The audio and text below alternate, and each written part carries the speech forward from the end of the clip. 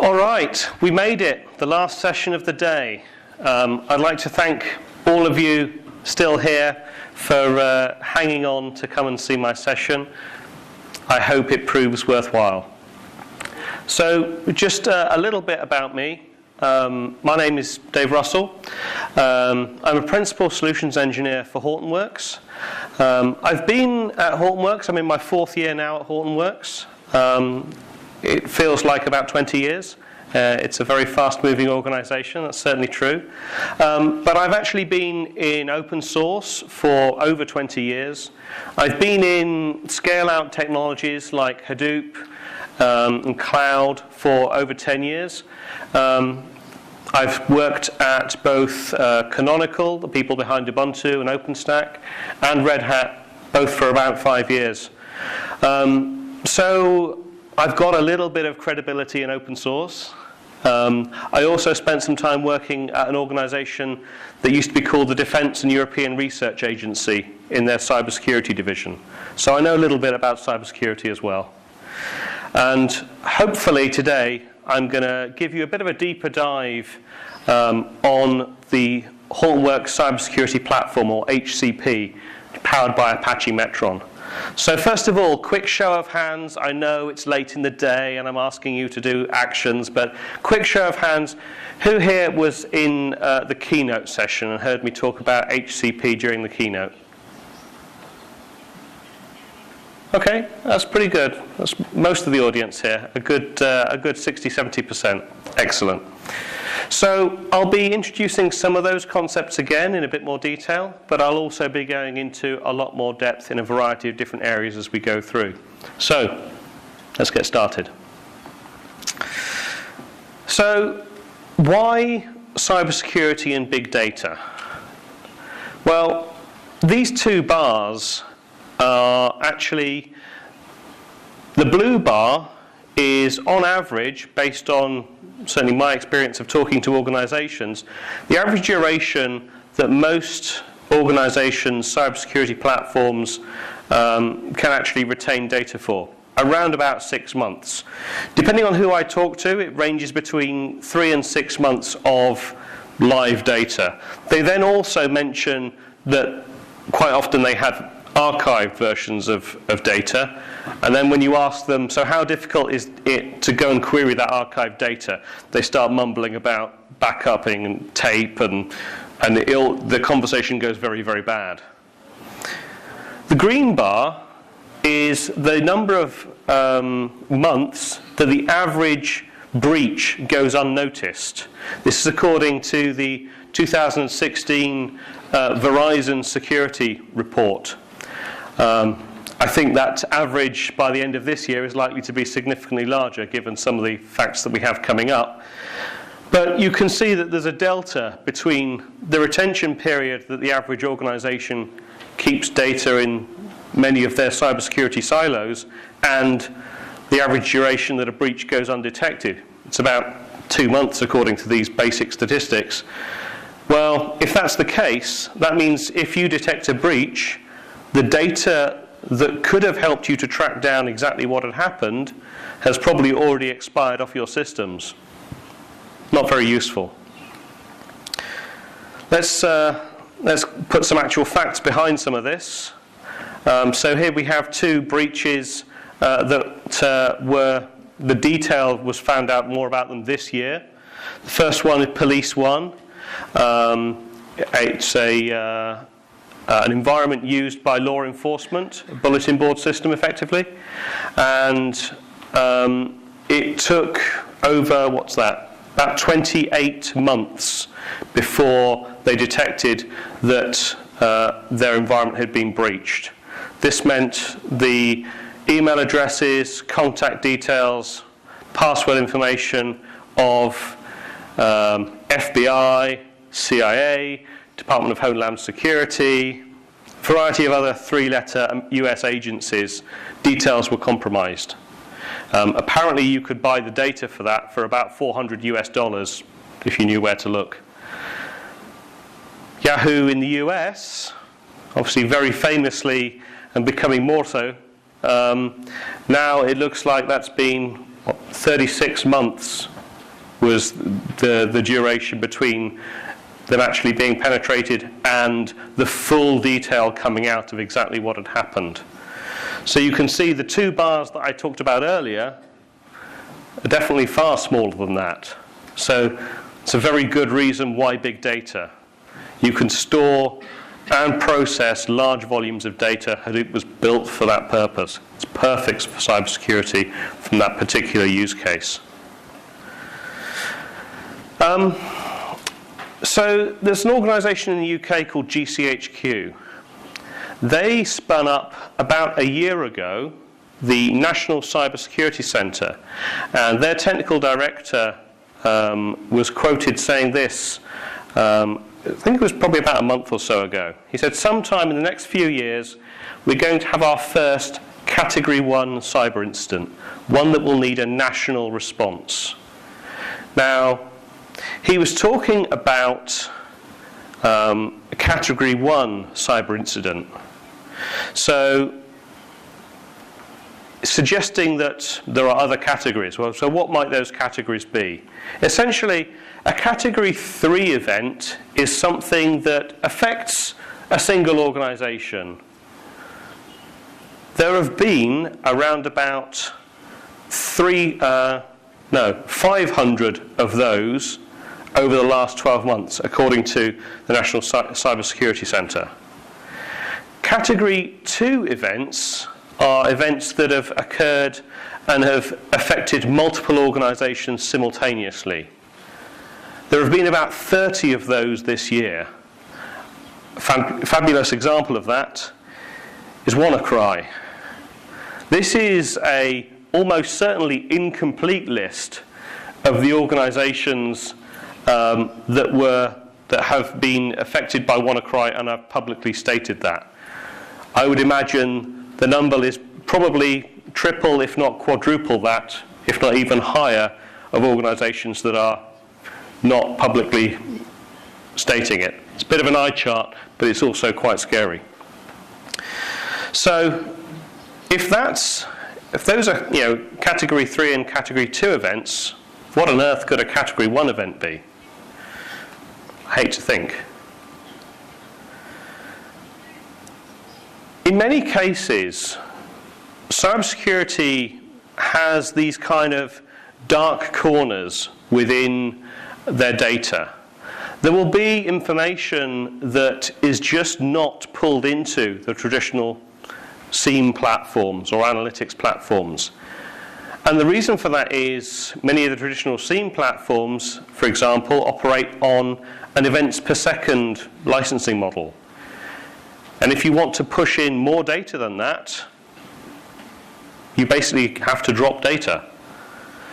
Or you have to ramp up the price that you're paying that SIEM vendor. Most organizations take the approach of looking at the risk, crossing their fingers and hoping for the best, and just picking those limited sources they can get in with the budget they have. Crossing your fingers and hoping for success in this day and age, looking at the news, not really a winning direction, I don't think.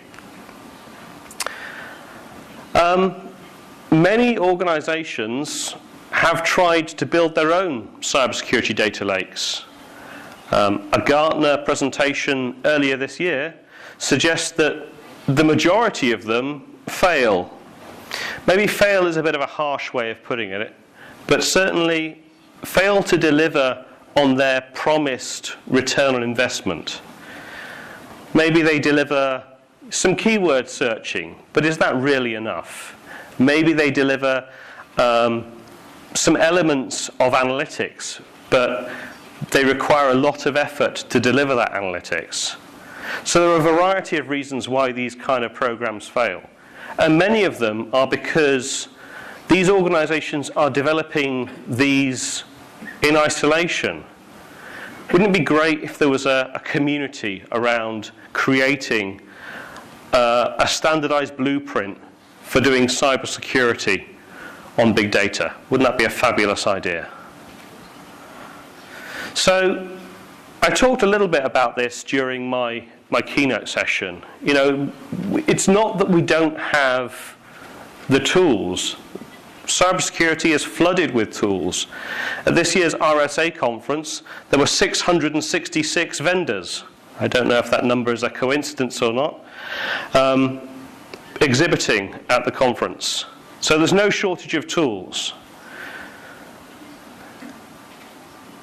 If you look at those tools, in the majority of cases, they're disconnected. This is the very same issue that we've been facing in the enterprise space, with organizations having disconnected OSS and BSS systems. And bringing those systems together, along with an enterprise data warehouse, along with various other data silos, CRM, ERP, across the organization into a data lake, it's the same problem with cybersecurity. So we already have some kind of knowledge about what works and what doesn't in this kind of space. The key one here, though, for me, is that the majority of these tools are just too slow. They're just not responsive enough once you get to significant data volumes. You've heard time and time again today about the sheer volume of data that is ramping up. However many zeta mega hutabytes. All of this data streaming in from everything, your fridge, your coffee machine, your thermostat, your mobile phone, your car, your dog, your cat. Like, everything is producing data. And the more connected you get, as one of my presenters earlier on said today, the more connected you get, potentially, the more risk you open yourself out to. So, how can we improve that situation? So I would suggest that one way to improve the situation is to look at something like Apache Metron. So to understand a little bit about Apache Metron, it's worth understanding where it came from. You're here today to hear about Hortonworks cybersecurity platform, HCP. Version 1.3 was fairly recently released, about 3 or 4 weeks ago now. But actually, the technology has a fairly significant development time behind it. So initially, Cisco, Hortonworks, and a number of cybersecurity systems integrators worked together on what at the time was going to be Cisco's managed cybersecurity platform. This was a project that was christened OpenSOC. You can see here, it actually started back in September 2014. So the lineage of this product that I'm talking to you today about it's already about 3 years old. It's already had its 3-year birthday, which for rapidly evolving technology and open source means it's actually pretty mature at this stage. So you can see OpenSOC sort of faded away. Cisco contributed the code out to GitHub. Hortonworks thought there's value here. There's a few things that we've learned along the way. There's a few advancements that have happened to the platform that we can meld into this. And so was born Apache Metron. So Hortonworks took the code, contributed to the Apache Software Foundation, built an Apache project around it, built a community around it. Sometime shortly after that, we started to have releases of the Hortonworks cybersecurity platform as well. And you can see that's continued pretty consistently. And it's very much a rapidly evolving platform. It's taken 3 years, really, for us to get the underlying platform and architecture really solid, really stable, and very, very performant. Back in the OpenSOC days, there was some benchmark work done which showed you could push about 1.2 million events per second through a reasonably high-spec Cisco UCS environment running OpenSOC. We did a pilot with a customer in the automotive industry probably about 2 months ago now. They were able to push 1.2 million events a second through an 8-node cluster that honestly was probably not the greatest hardware. So we've not only managed to keep that level of performance through all of the significant improvements, we've actually definitely improved on that. So Hortonworks cybersecurity platform is built on the core elements of the underlying HDP and HDF platforms. So we have NI5 for the log-based ingest. We have accelerated network probes for dealing with a lot of the high throughput network data. So think raw PCAP data that you want to stream in for forensic purposes. Think NetFlow data. But the entire platform also operates, you'll see a lot of these things start with real time. It's very focused on real time. Because again, you're referring back to the 2016 Verizon report, the majority of breaches are happening in minutes, not hours, days, weeks, months, minutes. It takes minutes for a breach to occur, for data to be exfiltrated, and once it's done, it's done. If you don't find it during that point, you're essentially just cleaning up the mess afterwards. So this is a high-level view of the Metron architecture. And I'm going to spend a little bit of time walking you through this architecture with a particular message type in mind, just an example that most people can relate to. So let's think about, there's a huge variety of things that you can use, but let's just think about a simple web proxy log. So we're ingesting a web proxy log, probably using NI5 for that. Let's just say we've got a corporate Squid server that we're ingesting data from. So NI5 would bring that data in, bring it into the fancily named telemetry ingest buffer. That's Kafka for all of those that know the animals in the zoo. And at that point, it gets passed off to Storm. Each of these grey boxes is essentially a Storm topology. Now, when most people think or hear Storm, they think, oh God, that means I've got to write code. That's part of the beauty behind the way that Metron was developed, is that we've spent a lot of time developing these topologies and the supporting framework around them, so you should never need to write a Storm topology ever again while you're working with Metron. They're driven by code, by configuration. You can change the configuration without having to restart the topology. This is actually pretty groundbreaking stuff in the streaming analytics world. Normally changes mean restarts, mean lags.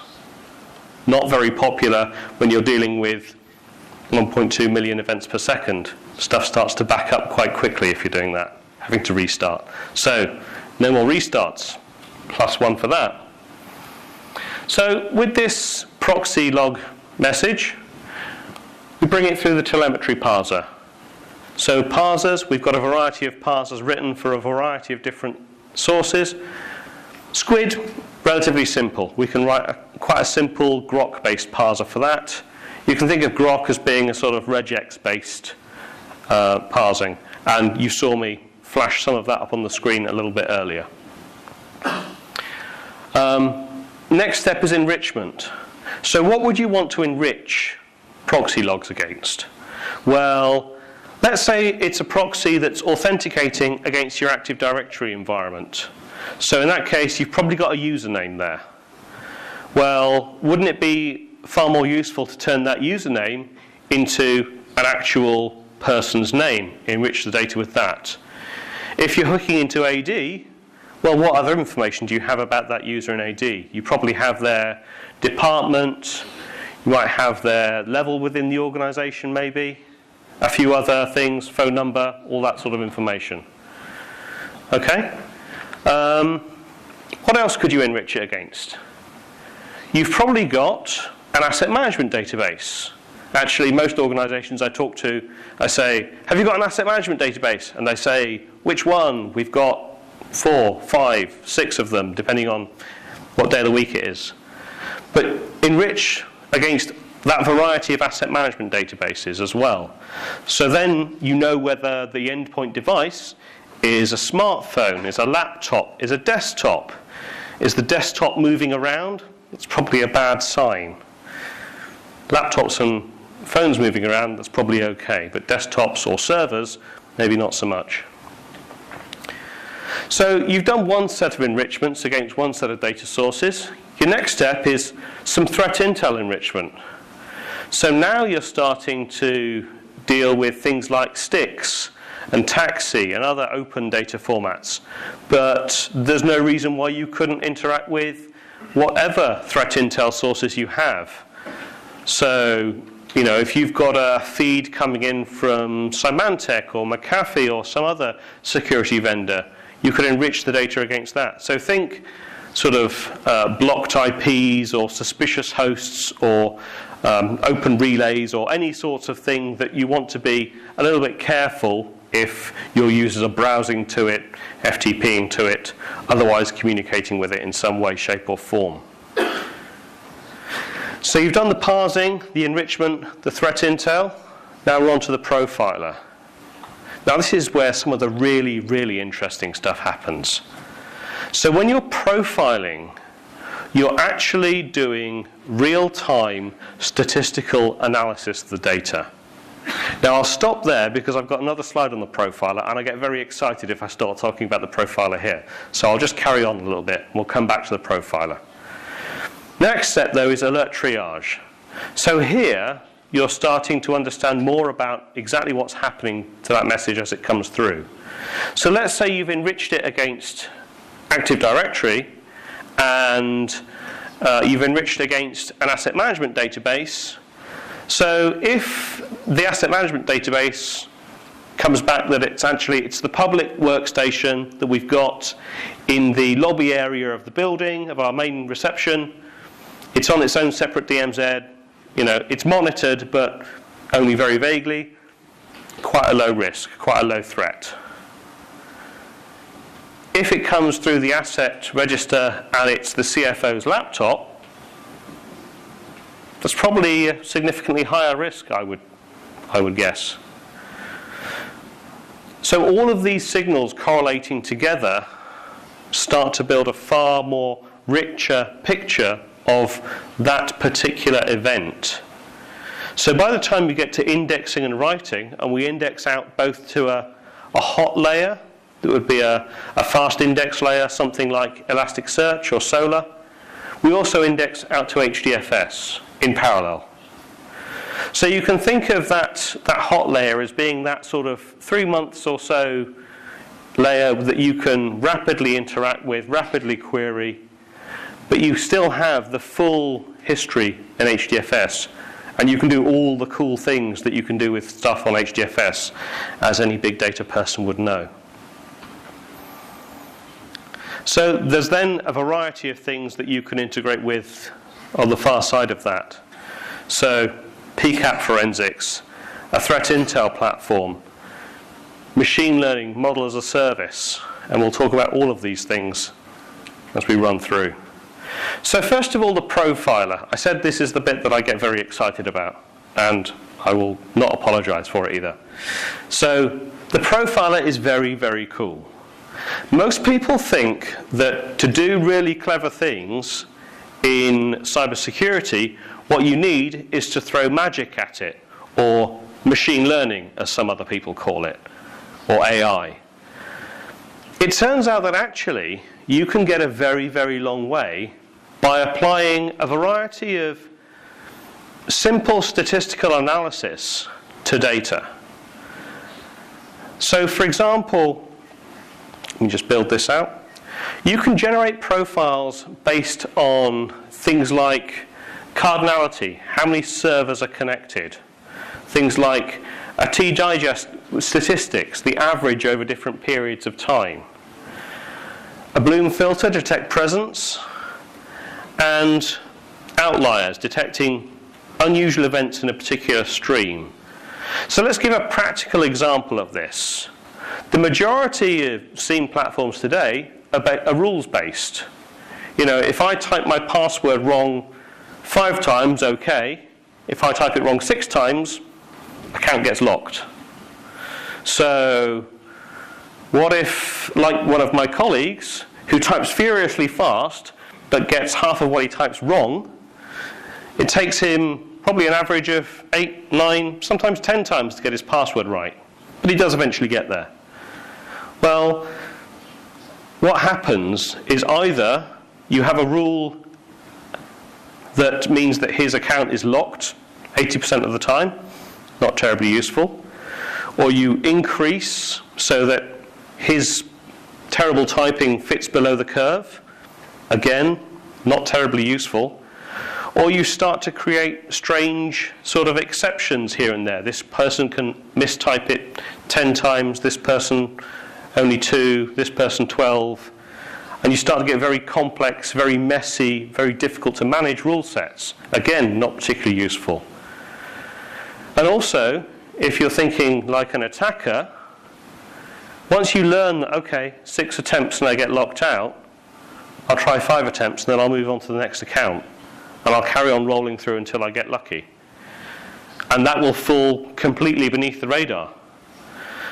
So what, if you were using the profiler, would you see, is the profiler deals with each individual user or entity completely separately. So my sort of profile as someone on a authentication system would probably see most of the time I get it right first time, occasionally it takes me 2 tries. And my profile would be detailed out, in this particular case, it's stored in HBase, so very easy for rapid retrieval. My colleague, who types furiously but very randomly, his profile would also show his own particular usage pattern. So the interesting thing about this is now you have dedicated profiles per user or per entity or per object that you're tracking. So again, if you think about the cardinality, statistics, presence and outliers, suddenly you can get a very, very comprehensive picture of exactly what's capable with, again, relatively simple statistics that can be executed at a far lesser cost. And cost in this sense, I mean as time. You can do this in real time. That being said, everybody likes a bit of magic, and we all like a bit of machine learning with our big data. And Metron is no different. Model as a service within Metron takes care of a lot of the grunt work of doing machine learning. It's very, very flexible. All you need is a machine learning model that has a RESTful interface that will accept some basic commands. It needs to run in a Yarn container, and that's pretty much it. It needs to receive the model via a JSON object, and that's it. Your model could be written in Python, R, Spark. Hell, you could write a model in Bash if you really wanted to. Really wouldn't matter. As long as it can be called in that particular way, you're good to go. And model as a service takes care of how many instances do you want to spin up for the throughput that you expect it to receive. How do you deal with version numbers? How do you deal with rolling out new versions of that model? Rolling down older versions of that model? All of those sorts of things are captured within the model as a service. So, in the 10 minutes I have remaining, let's see if I can show you a little bit more of the platform than I showed you this morning. And more importantly, I'll talk to you a little bit about how different organizations are starting to use this. So, I mentioned during the keynote that this is all driven through Mbari. Now, The interesting thing about this is this means it really is very, very simple to add to an existing HTTP environment. Follow some basic prerequisites. There's an MPAC for it that you can load into Ambari, and you're good to go. It really is a very easy process to get Metron up and running nowadays. Again, we've spent a lot of time getting the nuts and bolts sorted to make this easy for you to spin up and get engaged in. If we look at Metron, you can see we've got a variety of the config management also exposed through Ambari. So things like settings for indexing, in this case into Elasticsearch, settings for pretty much everything that is useful or interesting that you'd want to change on the platform. So again, no diving into config files anymore. NiFi does what it does best, moves files around, deals with prioritization, all that kind of good stuff. As I mentioned, we don't really do a lot of heavy lifting or processing within NiFi, and the reason for that is that we do a lot of heavy lifting in Storm and Kafka instead. So this is the management UI. And this is where things start to get a little bit more interesting. So here, you can see that there are a variety of latency and throughput statistics.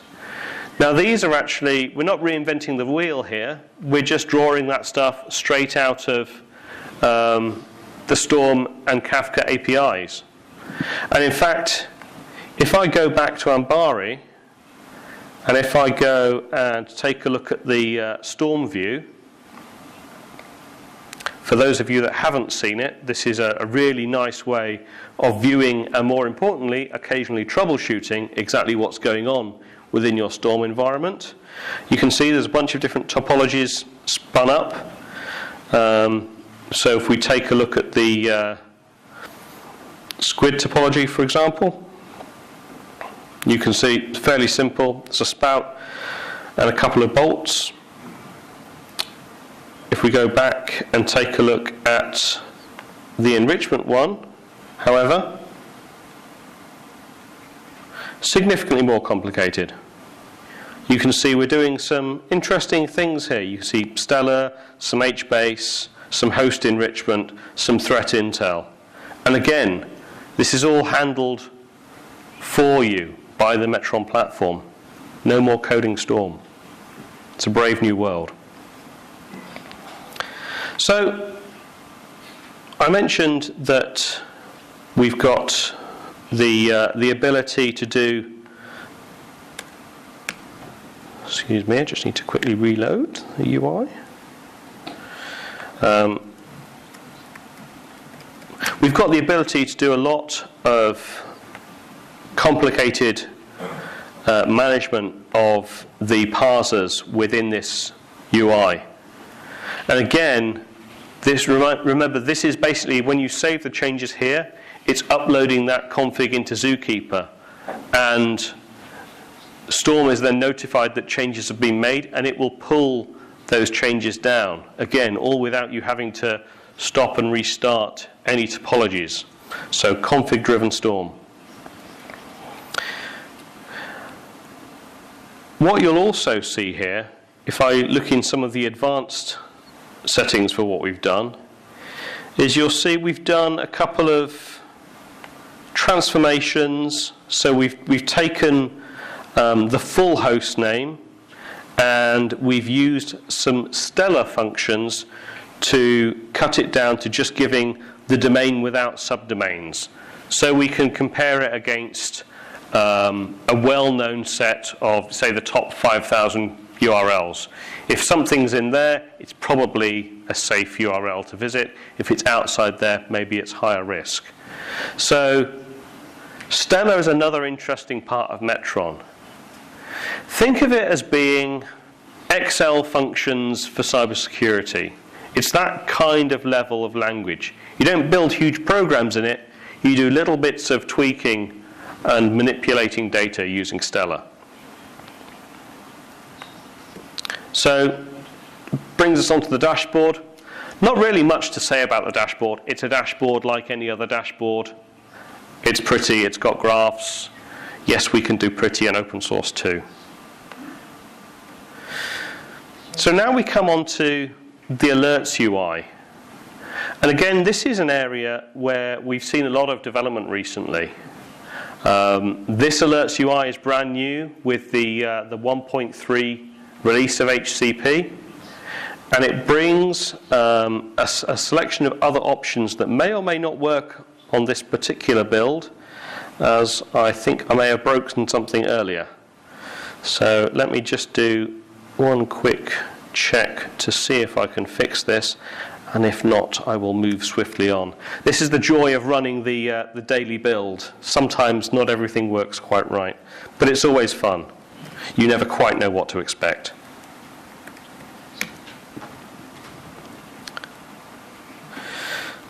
So, looks like it's not going to play ball. So I'll show you some other things instead. Essentially, this is the start of the group by interface. So allowing you to start to do really detailed drilling into exactly what's happening and exactly what the data is showing.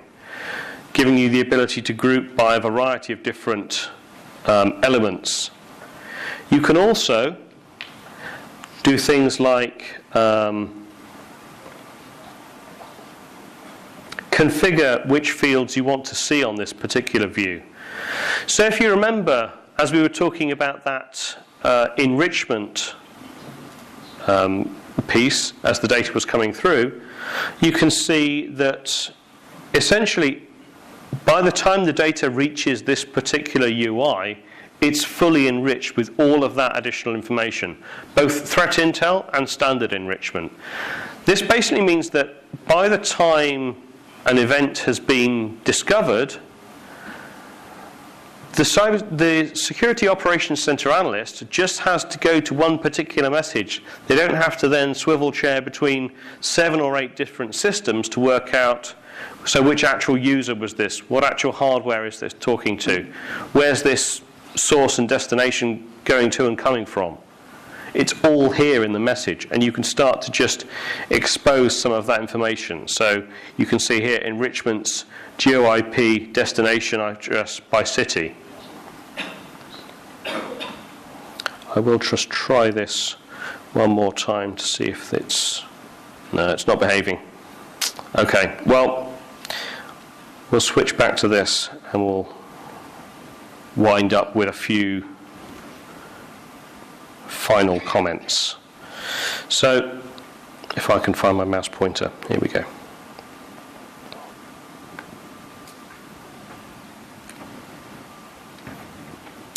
Same guy I quoted originally, Ian Levy, Technical Director of the National Cybersecurity Center, wound up his particular interview essentially saying that we often talk about users as the weakest link. And really, we need to stop that. If users are our weakest link, we need to educate them. We need to make the tools and the systems more usable, because really the users should be your first, last, and probably only line of defense. Making systems more usable, centralizing information, making sure that you get a complete view of the problem. These are all of the things that big data has been doing. So why shouldn't we be doing it in the world of cybersecurity? So I think I have maybe a minute or two, if there are any questions. If not, I have a few questions prepared myself. No? No one brave enough? Okay. Put your hand up. This nice gentleman will pass a microphone should one of these prompt something from you. So these are some of the questions I regularly get. And I'll carry on going through these until I'm kicked off the stage or run out of time or the music comes up.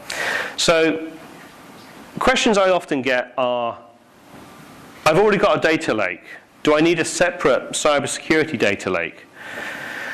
Well, like the answer to a lot of good IT questions, the answer is it depends. There's no right or wrong answer to this. Some organizations will take the view that really a separate data lake for cybersecurity data, the data is so potentially dangerous and damaging to the rest of the organization, and there is such a limited set of users that actually need access to that granular level of data, it does make sense to keep it separate. Other organizations say, well, actually if I'm ingesting that data from, let's say, the physical access platform, I can use that for other things. I know an organization that originally ingested physical access information for their cybersecurity use case. They ended up using it within HR as well to predict potential at-risk leavers.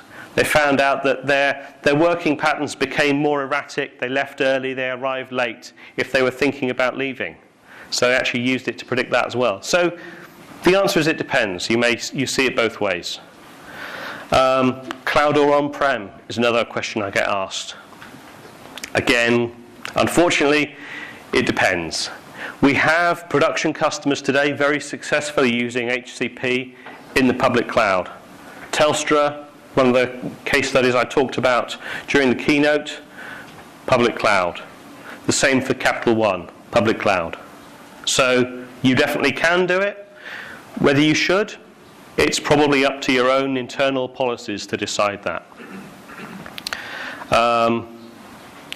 Other questions? Why not Spark for streaming? Why not Flink? Why not some other funky, hot, new streaming technology? I get this one a lot. The reality is that Storm probably isn't the sexiest streaming technology out there. I will give you that, hands down. Flink has the coolest logo of any streaming technology, there's no doubt about it. But Storm is very, very battle tested. We know it inside and out. We understand its foibles. We've done everything we can to really insulate the end users from the complexities of Storm. And I think we've done a pretty good job. It delivers the use case. If you're asking why not this, that, something else, there are two answers. One, the project is open source. Patches are always welcome. Feel free to contribute your Flink interface. But the other question or response is really, why do you care? If it really delivers on what you need it to, we're trying to abstract you away from some of the underlying plumbing. So try to care less about it so we can take care of that. So you don't have to develop that plumbing in the first place. I think I answered the model as service. Any machine learning model you like.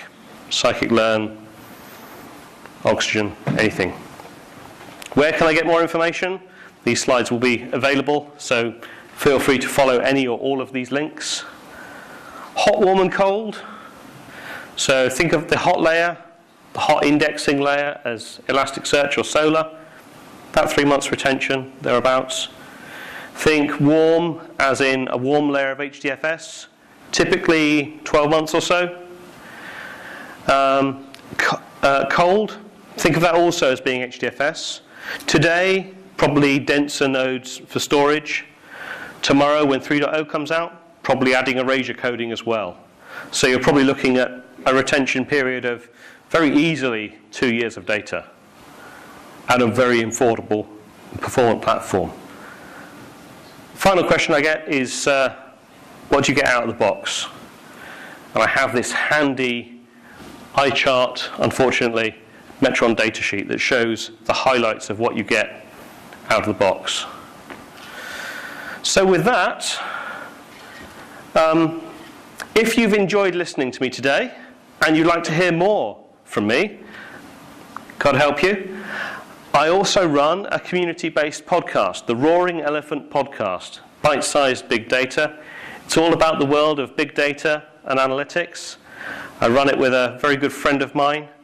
And if you're interested in the big data world and you like listening to podcasts, I thoroughly recommend that you check it out. It's been my absolute pleasure to talk to you today. Thank you very much for sitting on through the last session. I enjoy every moment whenever I come to Japan, and this has proved no different. Thank you very much. Have a great rest of the evening.